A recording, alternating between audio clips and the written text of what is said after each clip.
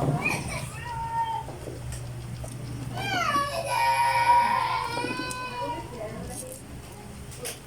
God. Mapagpalang araw po sa ating lahat. Amen po ba? Amen. Tayo po ba ay nagtagumpay sa pinagdaanan natin buong week? Amen.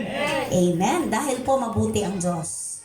Amen po ba? Dahil sa biyaya at grasya ng Panginoon, lahat nakakaya natin. Salamat po sa oras ninyo.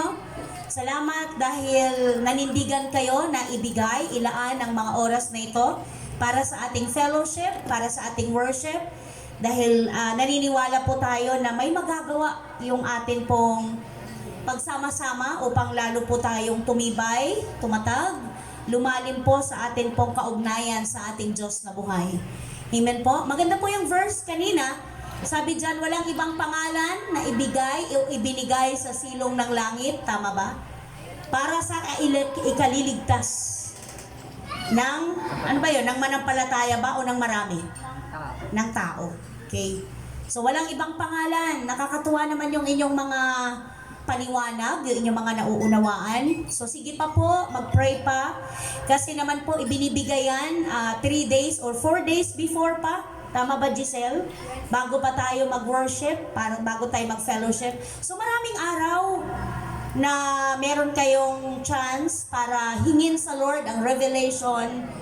Kung ano yung ibig sabihin ng verse na yon, ma-explain ninyo with faith, diba? Ma-explain ninyo na meron pong pagtitiwala, pagka-trust sa Panginoon, dahil naniniwala ka na totoo ang word ng Diyos. Amen po? Amen. So, walang pangalang iba. Hindi pangalan ng Grace from Heaven Church, hindi pangalan ng nanunungkulan sa gobyerno, hindi pangalan ng leader ng church, diba? Ng priest, ng pastor, ng teacher, diba? Hindi. Kundi pangalan, only Jesus can save. Walang ibang pangalan. Hindi pangalan ni Numan. Hindi pangalan ng inyong amo. Ano pa? Pangalan ng inyong... Barangay Captain. Oo. Pangalan ng taong inyong iniidolo. Hindi po. Kundi only the name of Jesus lang. Sa pangalan ni Jesus. Sabi nga kanina ng kapatid natin, pag nag-pray ka, di ba andun lagi in Jesus' name. Kasi powerful ang name ni Jesus. Kaya hindi natin dapat yan ginagamit sa walang kapakararakan ba o walang kabulungan. Dapat atin tong iginagalang dahil sagrado po. Holy, banal sa Tagalog, ang pangalan ni Jesus. Kaya, di ba may mga times na matisod ka lang, ay Panginoong Jesus. parang ganyan. So wag nating gamitin sa hindi makabuluhang bagay. Okay? So last week, ang topic natin, ano mo bang topic natin last week? Why did you die? Bakit tayo nagda-doubt? Okay? So naturuan tayo doon ng Panginoon na huwag tayo mag-alinlangan, huwag tayong magduda sa magagawa ng Diyos sa ating buhay. May mga pangyayaring inaalaw niya na mangyari sa atin, 'di ba? May mga alon, 'di ba? May masasamang panahon na ating pagdadaanan, pero mag-focus lang tayo sa promise ng Panginoon at malalagpasan natin lahat. Makakaya natin. Huwag tayong gumaya kay Peter. Peter ba yun? Si Peter na habang nakafocus siya kay Jesus, nakalakad siya sa tubig. Pero nung tumingin siya sa alon, nalunod siya. So ganun din po tayo. Pag tayo po ay tumingin sa problema, tumingin sa kahinaan ng iba, babagsak po tayo. Kung titingin po tayo sa kakulangan ng iba, sa mga nagawang mali ng iba sa atin, babagsak po tayo. Ang atin pong pananampalataya ay manghihina. Kaya wag po tayong tumingin sa ating kapwa. Tingnan po natin ang mga pangako ng ating Panginoon. Yung topic natin ngayon ay napakahalaga din po na ating mapag-aralan kasi hindi po ito natin pwedeng takasan. Ito po yung totoong nangyayari sa bawat sandali, sa bawat oras sa ating buhay. Ang pamagat po ng ating pag-aralan ngayon ay The warfare. warfare of faith. So labanan, tama? Laban ng ating pananampalataya. Naniniwala po ba tayong may laban tayong kinakaharap? Amen. Meron. Hindi man literal na nakikipag-ispadahan ka, Hindi man literal na may hawak kang itak o sandatang anuman na pwede mong gamitin sa iyong kapwa. May laban po talaga tayong kinakaharap. Laban sa isip, diba? Laban sa ating kalooban. Ano pa, nilalabanan mo yung damdamin mo na hindi kumuwala, na hindi mo mabitawan, na hindi mo maisiwalat. Kasi meron kang sinasaalang-alang. Sinasaalang-alang mo yung relasyon mo sa kapwa, sinasaalang-alang mo yung masasabi sa iyo ng kapwa. Tama po ba? Kasi higit sa lahat, sinasaalang-alang mo ang kalooban ng Panginoon. Ito ba'y kalooban ng Diyos? O mas kalooban ng Lord na magpatawad, umunawa, magparaya, tama po ba? At magbigay. Hindi ganun kadaling gawin, pero sa tulong ng banal na Espiritu, sa tulong ng Diyos, walang imposible. Amen po? Amen. So, dyan po tayo mag-aaral sa aklat ng Ephesians. Tama ba? Ephesians chapter 6. Sige po, pakibuksan natin yung ating monitor sa aklat ng Epeso, chapter 6, verse 10 O 17. hanggang 17. Tayo po tayong lahat at basahin natin ng malakas yung word. Kasi wala ho tayong Bible, bawat isa. Pero andyan na po, nilagay na ni Kim yung mababasa natin. Okay po, bilang pagwawakas, tama po ba? Amen. Magpakatibay kayo sa kalakasang galing sa Panginoon At sa kanyang at sa kanyang dakilang kapangyarihan. Isuot ninyo ang buong kasuotang pandigma na kaloob ng Diyos upang mapaglabanan ninyo ang mga pakana ng dyablo. Sapagkat hindi tayo nakikipaglaban sa mga tao, kundi sa mga pinuno, sa mga may kapangyarihan, sa mga tagapamahala ng kadilimang umiiral sa sanlibutan ito, sa mga hukbong espiritual ng kasamaan sa impapawid. Kaya't gamitin ninyo ang kasuotang pandigma na mula sa Diyos. Sa gayon, makakatagal kayo sa pakikipaglaban pagdating ng araw na sumalakay ang masama, upang pagkatapos ng labanan ay matatag pa rin kayong nakatayo. Kaya't maging handa kayo, ibigkis sa inyong baywang ang sinturon ng katotohanan, isuot sa dibdib ang balote ng katwiran, isuot ninyo ang sapatos ng pagiging handa sa pangangaral ng magandang balita ng kapayapaan. Lagi ninyong gawing pananggalang o panangga ang pananampalataya na siyang papatay sa lahat ng nagliliyab na palaso ng dyablo. Isuot ninyo ang helmet ng kaligtasan at gamitin ang tabak ng Espiritu na walang iba kundi ang salita ng Diyos. Manalangin kayo sa lahat ng pagkakataon. Next, humiling at sumamo sa patnubay ng Espiritu. Wala na. Lagi kayong maging handa at patuloy na ipanalangin ang lahat ng hinirang ng Diyos. So, yun po ay Ephesians chapter 6 verse 10 hanggang 18. Let us pray. Ama naming nasa langit, sa pangalan po ng iyong anak na si Jesus, kami ay sama-samang dumudulog sa inyo. Nagpapasalamat po kami dahil malaya kaming makapanalangin ng sama-sama. Malaya kaming makapagpuri ng sabay-sabay, ng sama-sama. At higit sa lahat, malaya naming nadarama ang pagkilos mo, ang presensya mo, ang pagsama mo sa amin. Thank you, Lord, dahil patuloy mo kaming kinakatagpo sa aming pangangailangan. Salamat po na higit mo kaming kilala kaysa kanino paman. Bago pa man kami pumunta dito, alam mo na ang laman ng aming puso at isipan.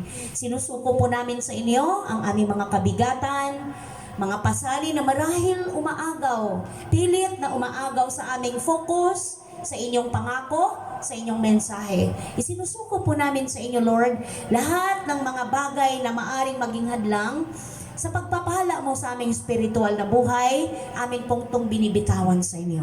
Patawarin niyo kami, Lord, sa aming mga kasalanan. Madalas nagkakamali kami sa salita, sa laman ng aming isip, nagkukulang kami sa mga pinapagawa mo sa amin, marami kaming dahilan, marami kaming ipinipilit na mga sarili naming pamamaraan. Patawarin niyo po kami, Lord. Hayaan mo na ang puso namin ay maitama ayon sa inyong kalooban. Nawa ang mga puso namin ay maging bukas sa inyong banal na salita. Tulungan mo kami maging karapat-dapat sa inyong banal na harapan, na lahat ng aming idadaing sa inyo ay makaabot sa inyong kaluwalhatian.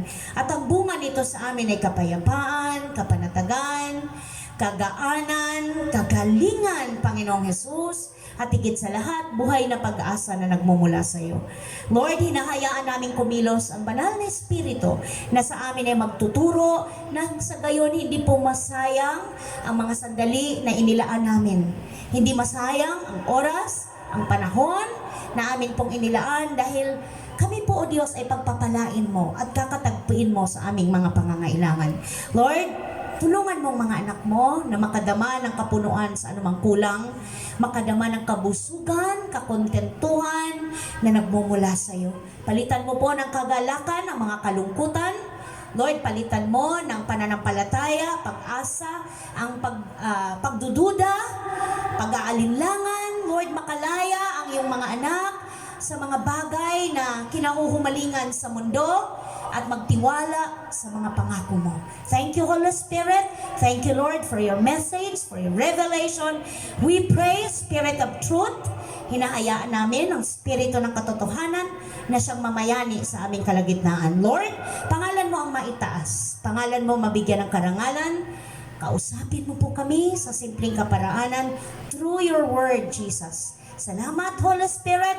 In Jesus' mighty name, everybody say, Amen. Amen. Amen at amen. Upo na po tayo. Sabi ko nga po kanina, lahat tayo ay may pinagdadaan ng laban. Bawat araw, iba't ibang laban nga lang. Ano po? Pero yung mga pangyayari yan ay pinapahintulot ng Diyos upang ating madaanan, upang masubok kung gaano na po katatag, kalalim yung iyong pananampalataya sa Diyos. At upang masubok din kung gaano na kalalim ang word na nakatanim sa inyong mga puso. Dahil pag times na may mga problema, pag times na may mga laban, dyan po natin mai-apply yung ating napag-aaralan. Dyan po natin mai-apply yung ating mga natututunan. Sunday service, Bible study, prayer meeting. Kaya nga po ang pagiging anak ng Diyos o pagiging maka-Diyos, pagiging karapat-dapat sa harapan ng Panginoon na hindi lang po kung araw ng Sunday. Ito po ay mula Monday hanggang Sunday. Sa bawat pigtig ng puso natin, mga kapatid, sa bawat hininga natin, nandun nawa ang pagnanais natin na mag-grow ang salita ng Diyos sa ating mga buhay. Kasi ito lang po talaga ang mababao natin pagharap natin sa ating Panginoon. Naniniwala kayo doon? Amen. Lahat, sabi nga kanina, sino ba yung nag-share kanina, na lahat ng ating binavalue, lahat ng ating pinagsisikapan, wala eh. Mawawala, mag-fade, maiiwan, maluluma, manghihina, tama po ba? Kukupas, lahat yan. Pero yung word ng Panginoon, nandun sa heart natin, madadala natin hanggang sa pagharap natin sa ating manlilikha. Kasi wala po talaga tayong pwedeng takasan, hindi natin pwedeng i-shortcut ang ating buhay. Dahil lahat po ng nangyayari sa atin sa araw-araw, nakaplano yan. Nakaplano. Nandyan yan sa master plan ng Diyos. So pwede kayong magtanong, bakit po maraming mga tao na napapahamak? Nandyan din ba yan sa master plan ng Lord? Mga kapatid, pinili na po ng tao na mapahamak. Pero ang number one na plano ng Diyos sa tao, mapabuti. Parang magulang. Sino kaya ang magulang na nakasaad sa plano niya na mapahamak ang kanyang anak? Meron pa yung ganon? Nag-drawing ang parent, nanay, tatay, o gawin natin to ha. Pagdating ng ating anak ng 21, 18, dapat ito na siya. Dapat pagdaanan niya tong, di ba? No, hindi, di ba? Lahat pinaplano mo na mapabuti siya. Kaya nga lahat gagawin natin yung part natin as parent, as magulang, magpapayo, wag mong gawin yan, etong gawin mo sa buhay mo. Diba? Going straight ka lang. Pero minsan kaya nagsi-fail din tayong mga magulang kasi wag nating kalimutan na ang ating mga anak ay nakatingin din sa atin. Tama po ba? Tayo ang example, tayo ang tinitingnang halimbawa. Kasi hindi man niya ibato sa atin yung salita. Nakikita yan sa kung paano sila magrebelde, kung paano sila tawag nito, sumalungat sa ating mga panuntunan sa ating mga batas, sa ating mga payo kasi nakikita din sa ating buhay. Kaya nga tayong mga Kristiyano naniniwala na tayo na sa tulong ng Panginoon magiging mabuti tayong halimbawa sa ating mga anak, sa ating kapwa, sa ating pamilya. 'Di ba nga? Kaya nga napakahalaga na bago tayo maging mabuti sa ating kapwa, maging mabuti muna tayo sa ating family. Tama po ba yun? Kaya parang ang sakit-sakit isipin na ang bait-bait natin sa ibang tao, pero pagdating sa ating pamilya, ang mga tigre tayo. Parang ang tapang-tapang natin. May ganun, di ba? Di ba parang hindi man mag-question ng bata, ba't ganun si tatay? Ba't ganun si nanay? Ang bait-bait niya sa kumare, sa kumpare, pero sa akin nakasinghal. Sa akin di ba? Di ba dapat kung meron na tayong dapat pagpapakitaan ng ating love, ng ating care, di ba dapat pamilya muna? Tama po ba mga kapatid? Kasi ipinagkatiwala sa iyo ng Lord yan. Ang iyong anak, ang iyong apo, ang iyong asawa, ang iyong mga kapatid. Hindi muna bago ka mag-extend sa labas. Although talagang isa yan sa command ng Lord na mahalin mo, 'di ba? Mahalin mo yung kasi nga yung utos nga na ilan 'yon kapatid? 10 commandments ay na-compress or ibinuo na lang sa 2 utos. Ano yung 2 utos? You should love the Lord your God with all your heart, with all your soul, and with all your mind. And love your neighbor as yourself. So, sino ba una mong neighbor? Sino ba una mong kapwa? Tatalon ka pa agad sa kabilang bahay? Di ba? Ang una mong kapwa, ang family mo? Tama po ba? Kaya nga, di ba ang mga nanay, isusubo na nga lang, ibibigay pa sa anak. Kasi ganun yung heart ng nanay. O may nanay ba na? Baling wala ka makain, basta ibigay ko to sa kumari ko para walang masabi sa akin. Di ba yung kaya ba ng nanay? Yung hindi, di ba? Hindi mo matitiis ang anak. Hindi mo pwedeng ibigay sa iba yung dapat para sa anak mo para lang masabi ka ng kapitbahay mo o kaibigan mo na hindi ka madamot. Tama po ba? Na mabuti kang kaibigan, na mabuti kang uunahin mo syempre pamilya mo. Uunahin mo anak mo bago lahat. Nagkakaintindihan po? Kaya the more na ikaw ay nakakakilala sa Panginoon, the more na may word ka, mas lalo mong nag-value yung family mo, mas lalo mong minamahal yung pamilya mo kasi naiintindihan mo na regalo yan sa iyo ng Diyos. Na kahit anong mangyari, ang ending pamilya mo pa rin ang tutulong sa iyo. Tama po ba? Ang ending pamilya mo pa rin ang dadamay sa iyo. Bago iba. Tama po ba? Pwede bang ibang taong tutulong sa'yo? Bago pamilya mo, ikaw andun ka sa loob ng bahay, kayo, di ba? Ang sakit naman nun, napabayaan ka lang tapos yung kapitbahay mo na nasa milya-milyang layo, yung pa ang tutulong sa'yo. Pero yung member ng family mo, hinayaan ka lang manigas or hinayaan ka lang sa sitwasyon mo. Kaya magtanim po tayo ng mabuti sa ating pong family member para anihin po natin yan. Kasi hindi tayo pwedeng mag-demand ng anong tawag nito, care, kung hindi rin tayo marunong mag-care. Tama po ba? Eto ba, mister, sa misis, nagdi-demand ng care, pero siya hindi marunong mag-care. Diba? I don't care. Diba? Hindi pwede yun. Ikaw na misis, nagdi-demand ng care ng iyong husband, pero hindi ka marunong mag-care. So, kailangan po sa ating magmula. Huwag muna natin hanapin sa iba. Check mo muna natin yung ating sarili. Wala siguro akong naibigay, kaya wala akong natatanggap. Hello, mga kapatid. Di po ba?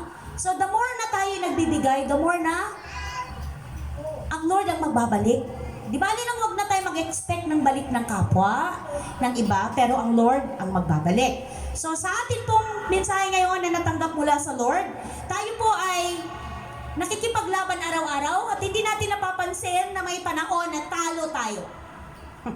Hindi natin napapansin na nagtatalo na pala tayo sa tuwing nakikipaglaban tayo, nakikipagtunggali tayo sa araw-araw nating labanan. Kasi nga may laban talaga kapatid. Kaya nga sabi dito, warfare of faith o spiritual na laban o laban ng ating faith. Kaya ang sabi niya ni Apostle Paul, siya po yung sumulat sa Ephesians, binigyang diin niya, kaya nga mga kapatid, magpakatibay magpatibay kayo. Magpalakas kayo sa Panginoon. Taglayin nyo ang kanyang dakilang kapangyarihan. Huwag yung kapangyarihan ni numan ng taong kilala, ng taong makisid, taong malakas, dahil may hangganan yan. May limitasyon yan. Ang ating labanan, ang pagkapanalo natin ay nakabase sa kapangyarihan na nagmumula sa ating Panginoon. Paano natin makukuha yung power? Ito ba ay kagaya ng Darna o Superman? Na ipapasa sa'yo, na ipapamana sa'yo? Nakukuha po yan sa pamamagitan ng ating consistent, tuloy-tuloy, palagiang paglapit sa Diyos, totohanan, sinseridad, taos sa puso, na pagtitiwala sa Kanyang Word, sa atin pong paglapit sa pananalangin. Amen po? Na hindi kung kailan lang wala ka ng ibang mapuntahan, wala ka ng ibang malapitan, kaya doon ka na lang lalapit sa Diyos. Hindi po last option ang Lord. Dapat bago pa man, ano pa man, pagising pa lang natin sa umaga, nagsisimula na ang laban. Hindi nyo ba napapansin? Nag-i-struggle ka kung paano ka magbibigay ng time, minuto, segundo para sa prayer? Laban na yun! Hindi nyo ba napapansin kung paano mo lalabanan yung kamay mo na wag mong hawakan muna ang phone? Unahin mo munang pumikit at magpasalamat. Lord, salamat, nagising ako. Thank you, Lord, sa hininga. Salamat sa buhay. Paglingon mo, left and right, salamat sa pamilya ko. Pagtingin mo sa tahanan mo, salamat sa tahanang nasisilungan namin. So, ang hirap, struggle, kasi nakasanayan mo, telepono agad, titingnan mo kaagad. Kunyari, titingnan mo lang time. Pero, nagulat ka na, napunta ka na sa Messenger, napunta ka na sa YouTube, napunta ka na sa Facebook, di ba? So, namalayan mo, 30 minutes, naubos mo. Pero never kang nagbigay ng konting segundo para kausapin ng Diyos. Lord, haharap po ako sa paulit-ulit na trabaho. Pero naniniwala po ako, mas paulit-ulit ang grasyang ibibigay mo sa akin. Hindi ka magsasawa, Lord, na samahan ako. Hindi ka magsasawa, Lord, na i-bless ako ng lakas para magampanan ko ng masaya ang paulit-ulit na ginagawa ko, na hindi ako magreklamo, na hindi ako magalit, na hindi ako maasar, dahil talaga naman pong nakakagalit ang bigat na merong bigay ang mundong ito. Diba? Ano bang meron sa mundo? Nakakapagod. Diba? Wala namang bagay dito na hindi nakakapagod. Lahat nakakapagod. Pero dahil alam mo na temporary ka lang dito, alam mong dadaan ka lang, ano ka lang dito, foreigner. So yung dayo ka lang, yes, tinagalog mo lang anak ko. So pagdating mo sa langit, yun ang tunay mong tahanan sa piling ng Panginoon. Kasi doon walang gabi, walang araw. Walang katapusan, tuloy-tuloy. At kung nandun ka rin naman sa pagdurusa, kapatid, tuloy-tuloy din, walang katapusan. Maigi pa dito, may katapusan. Masunog ng konti yung kamay mo, may pag-asang gumaling. Masakit man, di ba? Masakit, pero may time mag-heal. May time na mawawala yan. Pero pag nandun ka sa pagdurusa, walang humpay, walang katapusan. Kaya piliin na natin ang walang katapusang kapahingahan sa piling ng ating Diyos na buhay. Bakit nga ba tayo natatalo? Kasi hindi natin napaghahandaan ang laban, kagaya ng sinabi ko kanina, at ayaw nating paghandaan kasi hindi natin nakasanayan. Kaya ang sabi ng Bible, sabi ni Apostle Paul, sapagkat, sabi niya, isuot ninyo ang buong kasuotang pandigma na kaloob ng Diyos upang mapaglabanan ninyo ang mga pakana ng dyablo. Verse 12, sapagkat hindi tayo nakikipaglaban sa mga tao, kundi sa mga pinuno. Nako, yung kalaban natin, kapatid, hindi siya. Hindi ang asawa ko, hindi ang anak ko, hindi ang mga kung sino, hindi yung aking kapwa, hindi yung taong kinaiinisan ko pag nakita ko, hindi siya. Ang kalaban ko ay, ang kalaban natin ay mga pinuno. Ibig sabihin, mga may katungkulan, makapangyarihan. Ano pang kasunod? Ang kalaban natin ay mga tagapamahala. Oo, ng kadilimang namamayani. Tama po ba? Umiiral sa sanlibutan ito, mga hukbong espiritual. Ano ba ibig sabihin ng hukbo? Legion. Grupo, mga meron silang tawag nito? Samahan. Samahan. Yes, tama. Hukbo eh. So, nakakita na ba kayo ng paano ba natin isasalarawan yung mga hukbo? Doon tayo. Ha? 27 master. Ikaw anak ka. So, hukbong espiritual ng kasamaan sa himpapawid. So, nandito, sumasama sa hangin, yung mga spiritual na kalaban. So, hindi natin nakikita. Kasi kung nakikita mo, pwede mo suntukin. Diba? Pwede kang umilag. Pwede kang manipa. Kasi nakikita mo. Pero hindi mo sila nakikita. Pero magugulat ka na lang, nararamdaman mo. Diba? Alin yung nararamdaman mo? Nararamdaman mo yung galit, nararamdaman mo yung panghihina, nararamdaman mong sama ng loob, nararamdaman mo yung yung selos, inggit, Pagdududa. pagdududa, tama, may pagdududa, Pagdududa, Broken hearted. Oo So yun, nararamdaman mo. Mararamdaman mo na unti-unti kang kinakain ng selos, kinakain ng pagkaawa sa sarili, wala nang nagmamahal sa akin, wala nang nagpapaalaga sa akin, nag-iisa na lang ako. Hindi po totoo yan. Yan po ay bulong ng kaaway para lalo kang ilugmok. Yan po ay bulong ng kaaway para imbis na lumaban ka sa buhay, ay bumigay ka na lang. Para ano pa na mabuhay, ako na lang mag-isa. Kahit marami kami, feeling ko, walang nagmamahal sa akin. Walang nagva-value sa akin. Walang nagmamalasakit sa akin. Wala man lang nakakaalala sa akin. Kaya nga alam mo mga kapatid, hindi nyo lang alam kung gaano kalaki ang nagagawa ng simpleng salita, kumusta ka? Diba? Nature natin yon. Kultura natin yon bilang Pilipino na mahilig tayong mangumusta. Diba? At, oo, totoo. Di ba nakakagaan? Nakakabuhay ng pag-asa. Thank you, Lord. May nangungumusta sa akin. Merong concern sa akin. Concern sa sitwasyon ko. Tama ba? Concern kung ano na ako. Ano nang sitwasyon ko. So, mahalaga po yun. Napaka-sarap marinig. Kumusta ka na, kaibigan? Pwede rin. Kasi nagre-remind ka, naniningil ka eh. Pero wag muna. Kumustahin mo muna yung buhay. Diba? Kumusta ka? Kasi minsan, baka imbis na nakatulong yung kumusta mo, lalo siyang nalugmok kasi kaya pala ako naalala nito kasi meron pala akong atraso. Okay, so alamin muna natin kung ano ang kanyang sitwasyon, ano yung kanyang kalalagayan. Okay? So ang sabi dito, kaya't gamitin ninyo ang kasuotang pandigma na mula sa Diyos. Sa gayon makakatagal kayo sa pakikipaglaban pagdating sa araw na sumalakay ang masama upang pagkatapos ng labanan ay matatag pa rin kayong nakatayo. Sabi ni Apostol Pablo, na Apostol Paul, alam ko, naniniwala ako at malinaw, naiintindihan ko na ang labanan na mayroon dito sa mundong ito ay hindi labanan ng tao, hindi labanan ng flesh and blood. Kaya kahit di ba napansin nyo, kahit na akala mo nanalo ka, nakipagpatayan, nakipagbarilan, nakipagsuntukan, pero sa totoo lang ang ending nung pareho kayo talo. Bakit? Kasi pareho kayong damage. Diba? Akala mo lang na, kasi yung nature kasi natin, yung flesh, nagwawala to eh. Hindi to papayag na hindi to makaganti, hindi ma-release yung galit. Tama ba? Kasi nature natin yon. Pero pagka naliliwanagan tayo, naiintindihan natin nga, no? Kaya nga, di ba, marami yung nakukulong, na doon nakaka-realize dahil sa init ng ulo, bugso ng damdamin, nagdilim ang paningin. Tama ba? Nagdilim ang paningin ko, kaya ko siya napatay. Ang hirap doon. Kaya, habang buhay na nagdudusa.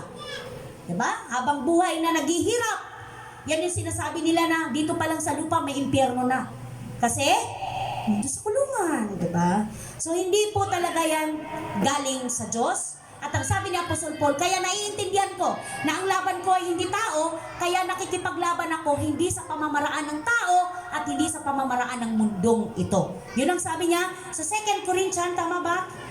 2 Corinthians, anong chapter yan? 10 verse 3 to 5. Sabi niya dito, ang sandata namin, sabi niya, kung nabubuhay man kami sa mundong ito, hindi naman kami nakikipaglaban ayon sa pamamaraan ng mundong ito. Sabi ni Apostol Paul, ang sandata namin sa pakikipaglaban ay hindi makamundo, kundi ang kapangyarihan ng Diyos na pagpapabagsak ng mga kuta, sinisira namin ang mga maling pangangatwiran.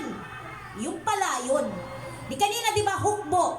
So pag nakikipaglaban si Apostol Paul, hindi sa pamamaraan ng mundo. Meaning, hindi siya gumagamit ng sandata, hindi siya gumagamit ng baril, ng tabak, na makakasugat sa flesh, sa physical body. Kundi anong ginagamit niya? Word!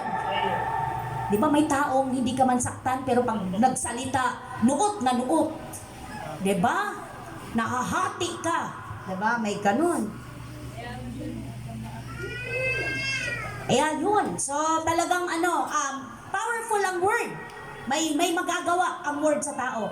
Kasi di ba nga ang word natin ay word na pwedeng makapatay at word na pwedeng makabuhay. Oo. Kasi nga di ba, pwedeng makawasak, pwede ring makabuo. Kaya nga binibigyan tayo ng babala ng Proverbs. Mag-ingat sa bibitawang salita kasi makapangyarihan ang salita. Okay? Kasi meron dyan nagsasalita, merong tao na madudurog ka niya sa salita lang. Wala siyang gagamiting anong weapon, pero salita niya madudurog ka. Matatauhan ka, matututo ka, kung sa positibo mong tingnan. Pero kung sa negative mo tingnan, anong magiging dulot nun?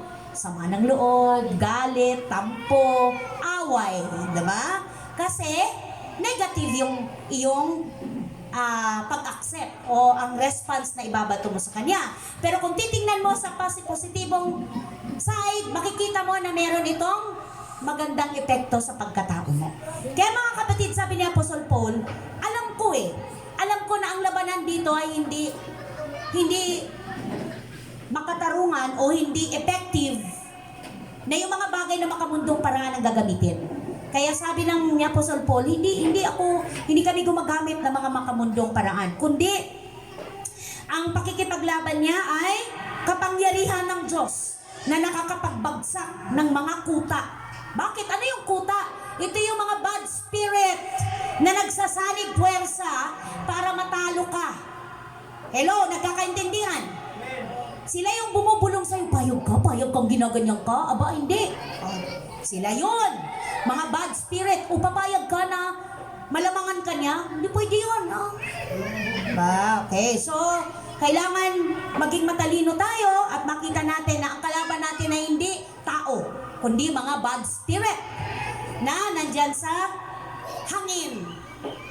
Nagkakaintindihan po ba, mga kapatid ko? Next verse, 1 Peter, ano yung verse dyan? 1 Peter 5:8-9. Unang Pedro 5:8-9. 5, maging handa kayo, tama? At magbantay. Ang diablo, kaaway ninyo, parang liyong umuungal. At ali-aligid na naghahanap ng malalapa. Labanan ninyo siya at magpakatatag kayo sa inyong pananampalataya sa Diyos. Tulad ng alam ninyo, hindi lamang kayo ang nagtitiis ng mga kahirapan, kundi gayon din ang inyong mga kapatid sa buong daigdig. So, nag-match ba sila na yung palang kaaway natin ay parang leon na lagi yung kanyang bibig. Handa siyang Yes. Okay? So, kaya nga sabi dito ni Peter, labanan ninyo siya. Huwag kayong magpatalo. Sa papanong laban, makikipagsuntukan ba tayo? Mga kapatid, makikipag bad words ba tayo para tayo manalo? Hello? No.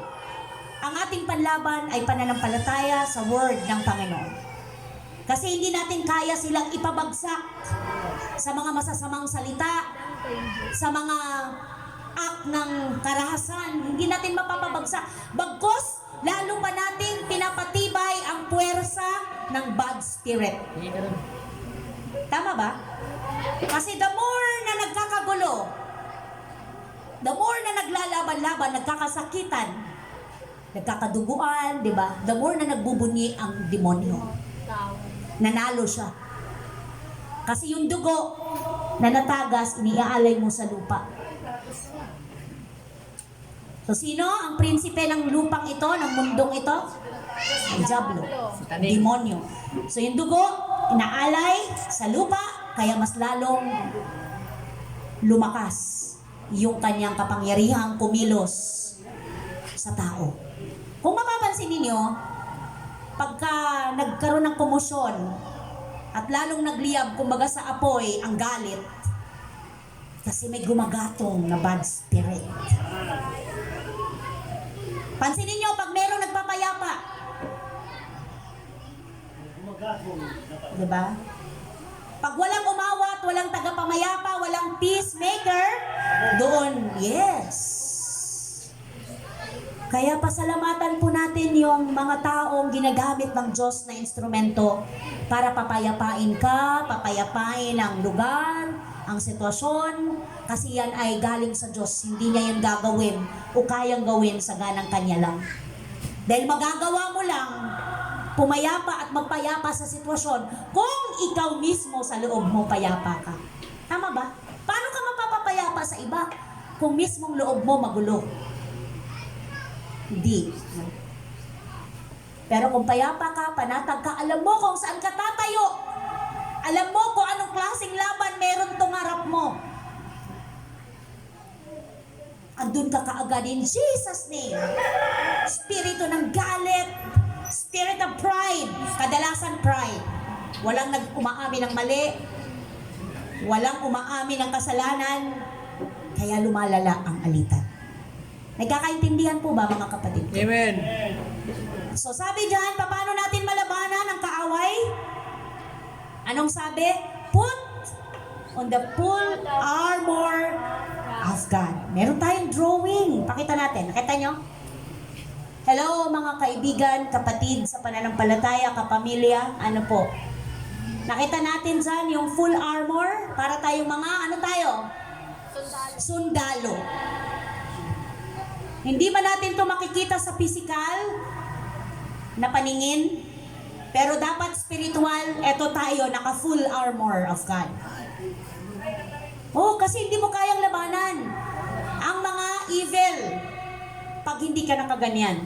Kaya nga kung mapapansin mo, yung bibig mo, hindi mo makokontrol. Yung emosyon mo, hindi mo makontrol. Yung mata mo, hindi mo makontrol sa temptation. Yung panlasa mo, hindi mo makontrol kasi hindi ka naka full armor of God. So, anong sabi diyan sa Ephesians? Kung ating pag-aaralan, ano yung number 1 na dapat isuot mo bilang mandirigma o kawal? Ikaw ay kawal ng Diyos. Belt of truth. Sinturon ng katotohanan. Ano nga ba ang katotohanan? Subalit ang lahat. Sino ka sa harapan ng Diyos? Anong katotohanan? Hindi to pwedeng kunin or ibigay ng mundo kung sino ka. Pwede bang dito? Ano ka? Pwede pong basahin ninyo? Sino ka? Subalit? Ang lahat ng tumanggap at sumampalataya sa Kanya ay binigyan niyang kapatagan maging So ano yung totoo? Ikaw ay? anak ng Diyos. Ikaw ay anak ng Diyos. Ikaw ay anak ng Diyos nung tinanggap mo na si Jesus. Anak ka na ng Heavenly Father. So anak ka na ng Diyos kasi tumanggap ka at sumampalataya. Sino yung Kanya? Jesus. Sino yung Kanya? Jesus. Si Jesus. Binigyan Kanya ng? Karapatan. So hindi lahat may karapatan. Yun lang. Tumanggap. Dapat sumampalataya. Dapat maging malinaw yun ha. Napaka-basic nito pero kailangan nating balikan. Amen? Lahat. Yun yung totoo. Mag-stand ka doon. Yun yung truth. Belt, sinturon. Isuot mo yung katotohanan ikaw ay anak ng Diyos dahil tinanggap mo at nanampalataya ka kay Jesus. Nanampalataya ka na ano? Binayaran na ni Jesus ang iyong mga kasalanan sa krus ng Kalbaryo. So hindi mo na dapat balik-balikan. Ano pa ang katotohanan? Romans 8:1-5. Kaya nga, Wala nang hatol sa parusa sa mga taong nakipag-isa. Kanino? Kay Christ Jesus. Naintindihan? Tapos, sa pamamagitan ng kautusan ng Espiritu nagbibigay buhay, dahil sa pakikiisa natin kay Kristo Jesus, pinalaya na ako mula sa kautusan ng kasalanan at kamatayan. So, wala nang hatol. Ginawa ng Diyos ang hindi kayang gawin ng kautusan dahil sa kahinaan ng tao. Sinugo niya ang kanyang sariling anak. Saan yun? Ang taong makasalanan upang pawiin ang kasalanan. Sa gayon, hinatulan na niya ang kasalanang umaalipin sa tao. Alipin pala tayo, kaya nga kailangan makalaya. So next, ginawa ito ng Diyos upang ang itinakda ng kautusan matupad sa atin na mamuhay ayon sa Espiritu at hindi ayon sa hilig ng laman. So ang katotohanan, kapatid, pinalaya ka na. Hindi ka nahahatulan dahil sa kasalanan mo. Kaya huwag ka nang mamuhay ayon sa laman, kundi ayon sa hilig na ng Spirit. So ito ba, hilig ba ng laman tong ginagawa natin? Hindi. Ito hilig ng Spirit. Kaya pag ikaw ay inaantok, ikaw ay walang gana, laman yun. Pag ikaw ay nanghihina, pag wala kang interes, laman. Asa na yun? Laman yan, laman. Flesh. So, ang totoo, asa na yan? Balik tayo, anak. Go. Ang totoo, wala na tayong, hindi na tayo hahatulan. No? Lahat ng, next, Romans, hindi na tayo hahatulan. So, dalawang bagay ang mag-stand ka. Nandito sa belt mo ang katotohanan ng anak na ako ng Diyos. At ano pa yung nandyan sa belt ko? Hindi na ako hahatulan ayon sa kasalanan ko. Maya-maya kaya tayo nagkakasala. Tama? Maya-maya kaya tayo nagkakamali sa harapan ng Diyos. Kahit anong bait mo, kapatid, isip pa lang, kakamali ka na. Pero anak ka na ng Diyos, di ka nahahatulan, no? Bakit? Nakipag-isa ka na kay Christ. At anong nandyan sa'yo? Yung Spirit na nagbibigay buhay dahil pinalaya ka na mula sa kautusan ng kasalanan. Kasi ito, kaya ito nagkaroon dun sa 10 Commandments to eh. Wala namang nakasunod dito, mga kapatid. Wala. Masunod mo yung 9, hindi mo masunod yung isa. Baliwala. Kaya, ginawa ni Jesus, ginawa ni Christ, para tayo ay palayain. So, yung pag-pray, gusto ba yun ng ano? Gusto ba yun ng next? Gusto ba yun ng laman yung pag-pray? Hindi. Etong may gusto nun, Spirit. Kaya pag nagpe-pray ka, maya-maya inaantok ka na, nanaig yung flesh.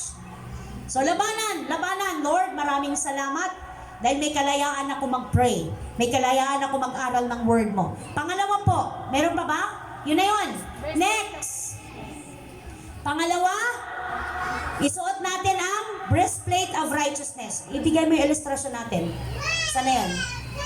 Ayan na, asan ang breastplate of righteousness? Dito. Dito. Ito yon. Sinusuot dito sa dibdib para... Hindi yung bra, ano? Ano naman yan? Kung bulletproof. Yan, oh. Paano maging bra? Hindi tagos-tagos ang bala dyan. Oh. Ano yan? Bulletproof sa mga sundalo, di ba?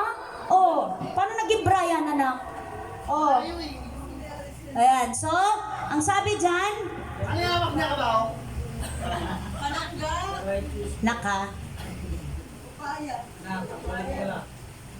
Ano nga ba yung next? Breastplate of? Sa Tagalog, ano yan? Maluti. Ha? Baluti ng Baluti ng? Latong ano. Baluti ng katwiran. Plato. Ay, may plate eh. Kaya nga sabi niya sa, ano yan anak? 6:33. But seek first, tama ba? But seek first His kingdom, tama ba? And His righteousness and all these things. So ito muna, seek first, kingdom ng Lord, tapos ito may kasama talagang righteousness. So hindi ka pwedeng, ay nag-church naman ako, pero hindi mo ina-apply yung righteousness. Katwiran. Hindi to pangangatwiran na ikaw ang tama ha, kundi mamuhay ka sa kabanalan at ayon sa katwiran ng Panginoon. So, andun yung katotohanan na sabi ng Lord dito, but seek ye first His kingdom and His righteousness, and all these things shall be added unto you. Sa ating pong paliwanag dyan, kaanak, nandyan ba? Sa ating ilustrasyon ng sundalo, anong sabi niya dyan? Righteous is being honest, good, humble, and fair to others. It means standing up for weaker people. So, ibig sabihin, manindigan ka sa tama, sa katwiran. Tama ba? At hindi ka basta-basta, anong tawag doon? Hindi ka basta-basta naaakay ng mali. Hindi ka basta-basta na Mabribe. oo, na nasusuhulan. Yon. Hindi ka basta-basta, ano pa, nadadaya. Tama po ba mga kapatid ko? Kasi nag-i-stand ka sa matuwid, sa tama. Philippians, tama ba? May Philippians ba? Pilipos? Meron ba kapatid? Meron. Chapter 2 ba yon? Verse 2:12, 2:13. Anong sabi yan? Kaya nga mga minamahal, tulad ng inyong buong pusong pagsunod nung ako'y kasama pa ninyo. Tama ba? Lalo kayong maging masunurin. Tama ba kapatid? Lalo kayong maging masunurin ngayong ako'y malayo sa inyo. Pagsumikapan ninyong maging ganap ang inyong kaligtasan ng may lubusang paggalang at pag-ibig sa Diyos. Sapagkat ang Diyos ang kumikilos sa inyo upang inyong naisin at isagawa ang kaniyang kalooban. So, ibig sabihin ni Apostol Paul, base sa ating pagsisikap na makapamuhay ng ayon sa kanyang katwiran, tutulungan din tayo ng Diyos na maisakatuparan ang kaniyang kalooban. Tama? Ang kanyang layunin, dahil hindi mo naman talaga kaya kung ikaw lang. Okay, so meron na tayong baluti dito sa ating dibdib ng katwiran. Kaya, hindi tayo basta-basta matutudla. Tama ba yung word ko? Matutudla. Mapapanak, matatamaan ng kaaway. Kasi di ba ano yan? Bulletproof. So tatalbog lang. Tama ba na? Tatalbog lang siya. Kahit bala pa yan ang kanyon. Ay, pag kanyon baka Hindi tatalab, pero tatalsi ka lang. Hindi tatalab, tatalsika. Okay. Sige, tulungan niyo ako kasi hindi ako sundalo eh. At wala rin akong mind ng sundalo. Number 3. Ano pa po yung ating dapat isuot? Shoes. Shoes. Fitted with the readiness. Asa na? Tingnan natin. Branded, ano? Kailangan may pangalan para matibay. Matibay sa Spartan. Still Wala na yatang ganun ngayon, kapatid. Still to. Ha? Shoes. Ano ba yung shoes dyan? Fit. Sapatos ng pagiging handa sa pangangaral ng mabuting balita. And with your fitted with the readiness, tama ba? That comes from Gospel of the gospel of peace. peace. So sabi niya dito, fit, prepared. Tama ba? Diyan sa illustration mo, kapatid. With the gospel of peace. The gospel of peace is being right with God and being contented in troubled times. Jesus said, peacemakers were blessed. No. So kung ikaw ay peacemaker, blessed ka. So pamagitan ka para pumayapa. Tagahusay. Tagahusay. Dili ka taga-sulsul. Ikaw ay taga-payo. Payo. Tagapayo nga mo mohupa ang sitwasyon. Dili mo kuan sa Oo. Idabdab. Dili magbaga ang kalayo ba? Kalayo ba? Di mo sugnod. Oo. Kanang mamatay ang kalayo ba? Hindi mag-init. Okay. Ano, nagkaintindihan na ba? Amen. Sapatos. Laging handa ang ating mga paa sa pagbabahagi ng salita. Kasi kung hindi ka handa, tatamarin ka. Huwag na. Bahayaan mo sila dyan. Hayaan mo sila. Basta mo sila. Alamin nila ang totoo, basta ako okay na. No. Kailangan yung paa mo handa sa pagbabahagi ng mabuting balita ng kaligtasan. Tama ba yun? Amen. Matthew 28. Anong sabi niya dyan? Tama ba? 28 verse 19 to 20. 19 to 20. Kaya tumayo kayo. Gawin ninyong alagad ko ang mga tao sa lahat ng mga bansa. Bautismuhan ninyo sila sa pangalan ng Ama, ng Anak, at ng Espiritu Santo. Turuan ninyo silang sumunod sa lahat ng inuutos ko sa inyo. Tandaan ninyo, ako'y laging kasama ninyo hanggang sa katapusan ng mundo. So anong ikakatakot mo? Kahit hindi ka tanggapin ng tao, pag namigay tayo ng flyers, okay lang. Hindi ikaw ang tinanggihan nila, si Jesus. So gawin lang natin yung ating part. Ay ayaw po makinig, tinatalikuran ako, okay lang. Diba? Sa mga tatanggap, praise God, doon ka mag-focus. Doon ka magtuon. Pero minsan nakakasama din ang loob. Kung titingnan mo sa flesh mong nararamdaman. Kasi sasabihin mo lahat na nga ginagawa mo para sa kanila eh. Wala namang bayad, wala naman akong sweldo, ni merienda, wala. O, diba? Wala man lang pakonsuelo. Pero ayaw pa. Okay lang yun, ganun talaga eh. Yun ang mundo. Pero gawin mo lang yung part mo. So sabi doon, hindi kita iiwan. Sasamahan kita hanggang sa huling panahon. Sarap ano, sabi ni Jesus. So kaya palakasin natin ang ating pag-asa o pananampalataya sa word na yun. Number 4. Ano pa po? Shield of faith. Shield of faith. Saan nakalagay yung shield of faith, kapatid? Diyan, shield of faith. Kalasag. Sa kalasag niya. Yan. Ito po, ito. To. Oh. To, ano yan, anak? Ang sabi, ano na naman yan? Bawas. Ha? Kalasag niya. Ba, anong gamit ng kalasag? Panangga. Para hindi tama sa'yo yung kaaway pag inispada ka, ano, laging pag ganon. Oh. Shield. Vanguard. Nakaano ka? Shield of faith. Sabi niya sa 1 John, kayo talaga, pero masaya. Thank you, Lord. 1 John 5. Andyan ba? Opo, 1 to 5. Ang bawat sumasampalataya, tama po ba? Opo. Na si Jesus ay siyang Kristo ay anak ng Diyos. At ang sino mang umiibig sa Ama ay umiibig sa Anak. Ito ang palatandaan iniibig natin ang mga anak ng Diyos kung iniibig natin ang Diyos. Tama po ba? 5. Na tinutupad ang mga utos. 1 John. Sapagkat ang tunay na pag-ibig ng Diyos ay ang pagtupad sa kanyang utos, hindi naman napakahirap sundin ang kanyang mga utos, sapagkat napagtatagumpayan ng mga anak ng Diyos ang sanlibutan at nagtatagumpay tayo sa pamamagitan ng pananampalataya. Sino ang nagtatagumpay laban sa sanlibutan? Ang sumasampalataya na si Jesus ay ang anak ng Diyos. Kasi nga, shield of faith. So, ang meron ka doon, pananampalataya, iniibig ko ang Diyos, iniibig ako una ng Diyos, kaya iniibig ko ang Panginoon. Kaya anumang laban, meron akong shield o pananggalang.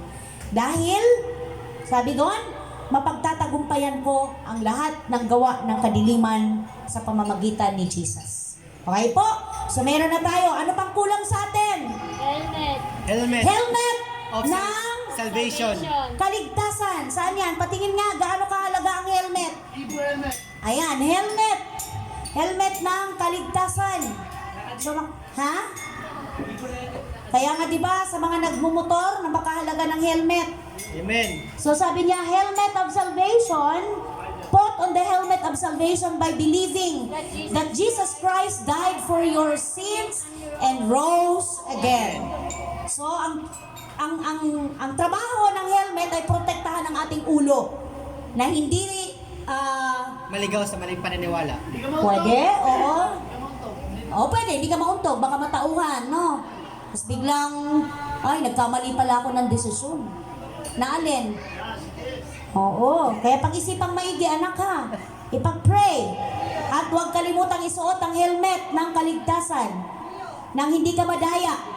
Ng kaaway. At ito ang panghawakan mo. 1 Corinthians, tama ba? Ano yan? 15, 1 to 3. 15. Mga kapatid, ngayon ipinapaalala ko sa inyo ang magandang balitang ipinapangaral ko sa inyo. Iyan ang magandang balitang inyong tinanggap at naging saligan ng inyong pananampalataya. Naliligtas kayo sa pamamagitan nito kung matatag ninyong pinangahawakan ang salitang ipinapangaral ko sa inyo. Maliban na lamang kung walang kabuluhan ang inyong pagsampalataya. Mali Ate Big. Mali ba? Oh, 1 Corinthians 15, 1 to 3. Kaya nga. Mali dito siguro. 1 Corinthians 15, 1 to 3. Pagdating sa 3, sapagkat ibinigay ko sa inyo bilang pinakamahalaga sa lahat ang tinanggap ko rin na si Kristo'y namatay. O ito yun, katiyakan ng kaligtasan. Dahil sa ating mga kasalanan tulad ng sinabi ng kasulatan. Kasi nga, ang iyong helmet ng kaligtasan ay nagbibigay sa iyo ng assurance, di ba? Believing that Jesus Christ died for your sins and rose again. Kaya ang sinasabi ng 1 Corinthians 15, 1 to 3 o 1 to 5 ay patunay kung ano ang iyong pinaninindigan sa pananampalataya mo. Ang pananampalataya mo ay si Christ ay namatay dahil sa kasalanan mo, ngunit hindi siya nanatiling namatay or patay. Pangatlong araw na buhay siya ulit upang magkaroon ng katuturan ang iyong faith. Kasi kung hindi nabuhay si Jesus, sayang yung ating pagpapagod. Sayang lahat. Walang saysay ang iyong faith kung hindi nabuhay si Jesus. Pero dahil nabuhay si Jesus, may katiyakan ang buhay mo. Buhay na walang hanggan. Okay po. Iba yung sinabi, iba yung nakuha. Iba. Pang-anim. Sword. Of the Spirit. Ano pa? Kulang sa ating labanan. Espada. Espada. Which means salita ng Diyos. Sword of the Spirit, which is the Word of God. Ito yan, no? Espada. Ha? Baliktad? Hindi. Ang espadang yan, magkabilaan ng tanim. Ikaw, double-edged sword yan, anak. Sabi dito, which is the Word of God. God's Word is our offensive weapon when we tell others what the Bible says. The Holy Spirit helps people see their bad thoughts and actions and makes them want to be forgiven. So, pag sinishare mo yung word ng Panginoon sa tao, makikita nila ang kanilang kamalian o ang kanilang katayuan, ang tunay nilang anyo sa harapan ng Diyos. At matutulungan mo silang magsisi at kumilala ng kanilang kasalanan. May kakaintindihan? Katulad ng ginawa ni Jesus sa Opo. temptation nung sinabi niya sa Satanas, hindi lamang nabubuhay ang tao. Sa tinapay. Oo. Parang sword po yun. Oo. Kundi sa bawat salitang... Bakit? Anong sabi ng Hebrew? Sapagkat ang salita ng Diyos, Hebrew. Sapagkat ang salita ng Diyos ay buhay, tama po ba? Sapagkat ang salita ng Diyos, 4:12. Asan ang 12? Ililigpit mo kaya ng isang 12. Ang salita ng Diyos ay buhay, mabisa, mas matalas kaysa alinmang tabak na magkabilay talim. Ito'y tumatagos maging sa kaibuturan ng kaluluwa at espiritu, ng mga kasukasuan at buto, at nakakaalam ng mga iniisip at binabalak ng puso. Walang nilalang na makakapagtago sa Diyos. Ang lahat ay hayag at lantad sa kanyang paningin, at sa kanya tayo magsusulit ng ating mga sarili. So, ang Word of God ay powerful, living, active, and double-edged sword. Kaya nga, sandata. Iba na naman yung sinasabi. Pero tama, Hebreo. Sword of the Spirit, which is the Word of God. Iba. Kaya kailangan talaga i-check natin. Ano? At last, anong sabi dyan? Ano pa? Pray in the Higit Spirit. sa lahat, ang ating weapon ay Pray in the Spirit. prayer. Pray in the Spirit.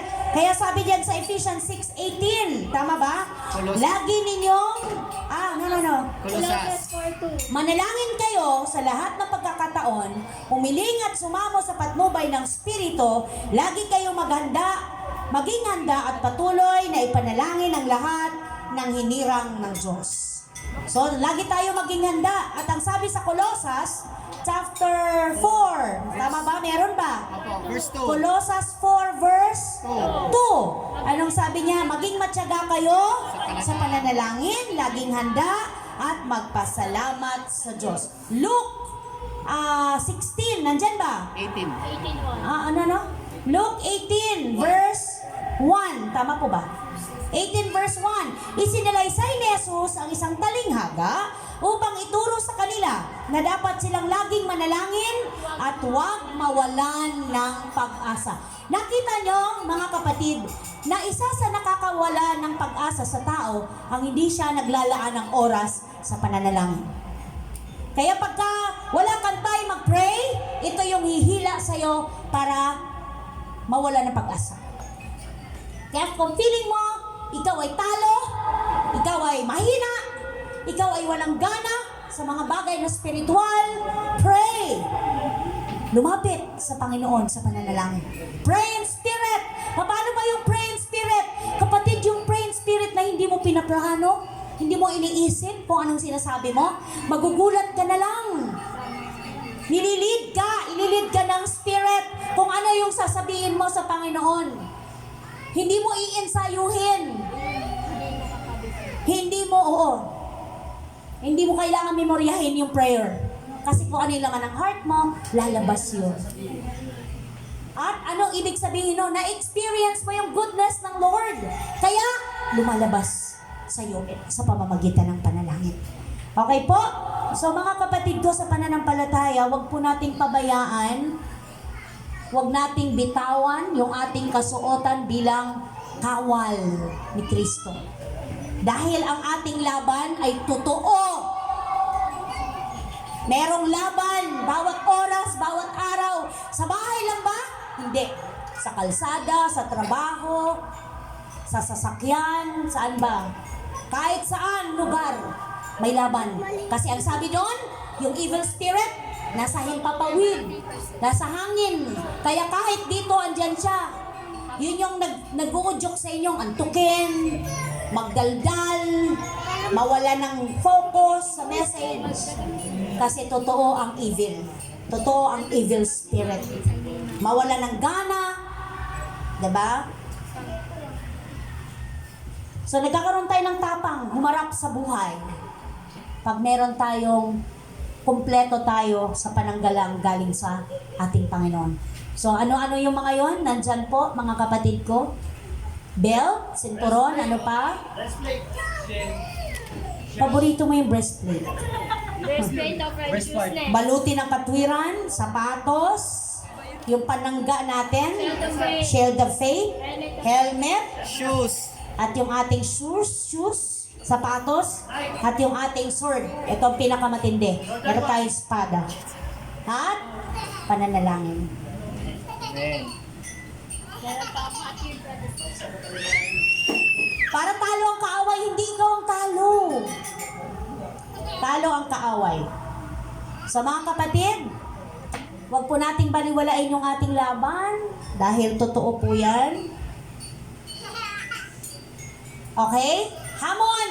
Dito na tayo sa hamon. Sa hamon, dahil Berna. 2 Timothy. Ano sabi dyan? Kaya nga, Mapakatagkas ang ng loob ni Kristo Jesus. 2 Timothy 2, verse 1. Kaya nga, anak ko, sabi ni Apostle Paul kay Timothy, tama ba? Magpakatatag ka sa tulong ng kagandahang loob ni Kristo Jesus. Ang mga narinig mo sa akin sa harap ng maraming saksi, pagkatiwala mo rin sa mga taong may karapatan o katapatan at may kakayahang magturo naman sa iba. Makibahagi ka sa hirap tulad ng isang mabuting kawal ni Kristo Jesus. At ito yung pinakamatindi. Ang isang kawal ay hindi nagiging abala sa mga bagay na walang kaugnayan sa pagiging kawal. Sa halip, sinisikap niyang mabigyan ng kasiyahan ang kanyang pinuno. Sino yon? Ang God, si Jesus. So tayong lahat, ikaw at ako, ay mga kawal ng Diyos. So huwag tayo makialam sa mga bagay na walang kinalaman sa pagiging kawal. Tama? So ano yung pakialaman natin? Yung mga bagay na may kinalaman sa paghahari ng ating Diyos sa ating buhay. Upang sa gayon, sa lahat ng laban, tayo po ay magtagumpay. Let us pray. Panginoon, maraming salamat sa katagumpayan ng message mo. Thank you, Lord, sa bawat word na amin pong napag-aralan, nabasa, napakinggan. I pray na kayo pong kumumpleto ng message na ito sa puso ng iyong mga anak. Tulungan mo kami na pahalagahan yung katayuan namin bilang mga kawal ng Panginoong Hesus sa inyong harapan, Ama.